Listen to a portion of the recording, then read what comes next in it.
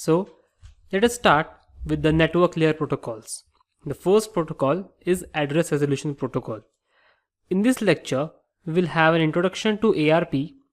Before that, we would like to discuss what is address mapping, and then after that, we'll conclude this lecture with ARP's packet format. So what is address mapping? In order to understand Address Resolution Protocol, you must know what is address mapping. The delivery of a packet to a host or a router requires two levels of addressing, logical and physical. We need to map logical address to its corresponding physical address and vice versa. This can be done by static mapping and dynamic mapping. Static mapping involves in the creation of a table that associates a logical address with a physical address. This address mapping table is stored in each device on the network. Static mapping has some limitations because physical addresses may change in the following ways. A machine could change its NIC card, which results into new MAC address. Or in some LANs, such as local talk, the MAC address changes every now and then. So to implement these changes, a static mapping table must be updated periodically, and this is a tedious task. And this is where dynamic mapping comes into picture. In dynamic mapping, each time a device knows one of the two addresses, that is IP address or MAC address, it can use a protocol to find the other one.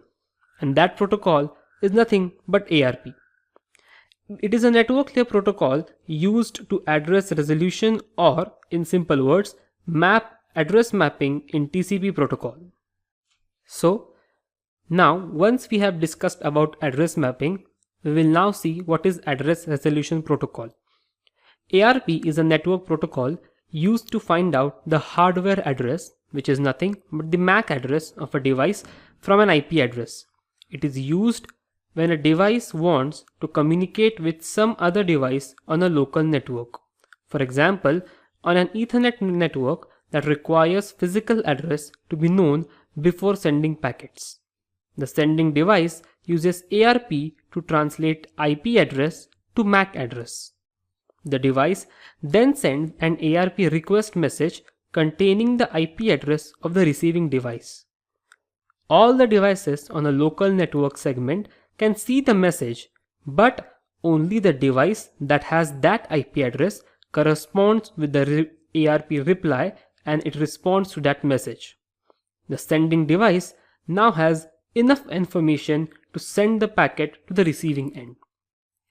In short, ARP translates the 32-bit physical address to 48-bit addresses and vice versa.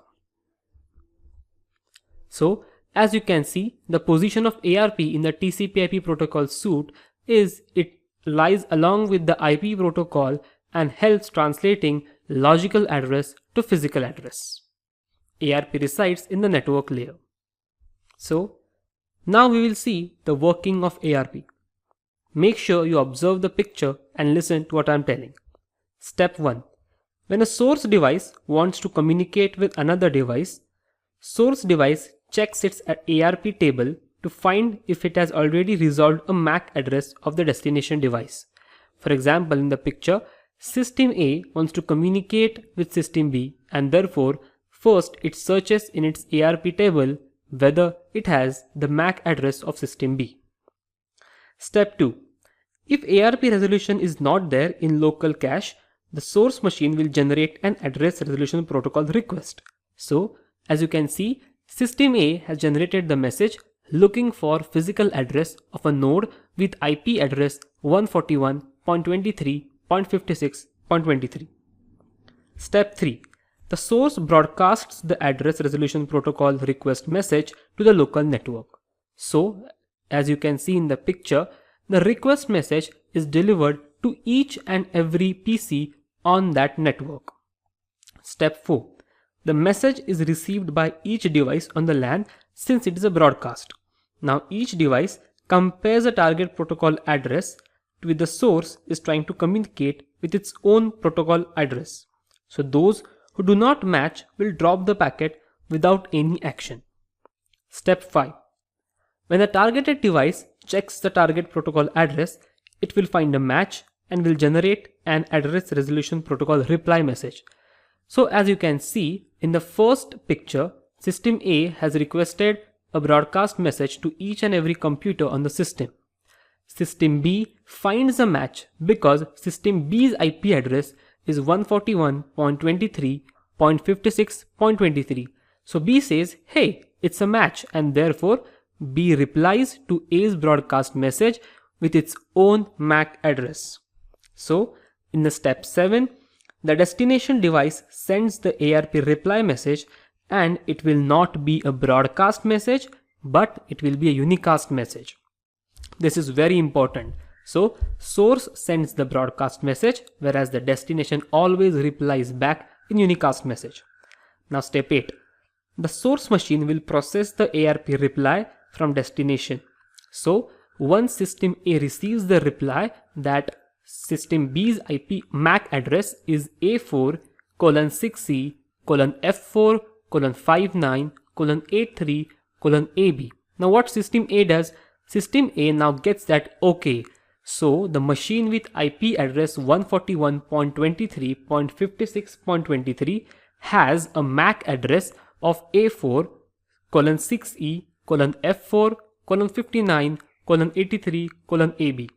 So system A will store these two values in its ARP cache table.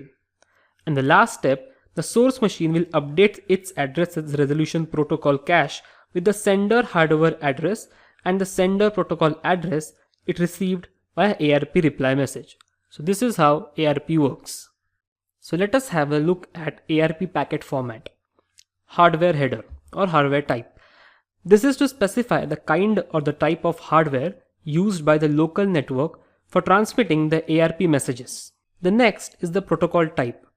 It is used to assign a fixed number in this field. IPv4 has a number 2408. Hardware size. This is the length in bytes for the MAC address. Generally, we see the Ethernet has a MAC address of 6 bytes long. Protocol size or protocol length. It represents the length of the IPv4 logical address. Then operation request. This is the logical address in bytes. It specifies the nature of the ARP message. Then sender hardware address or sender MAC address. Layer 2 address for the device sending the message. Then sender IP address.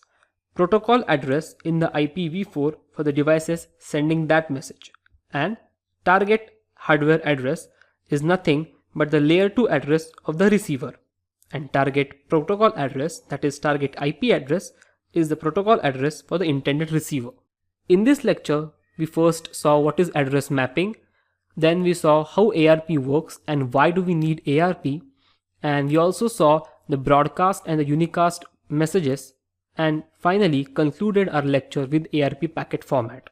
In the next lecture, we will talk about a different protocol, which is Dynamic Host Configuration Protocol, DHCP, which is used for assigning dynamic IP addresses in a computer network.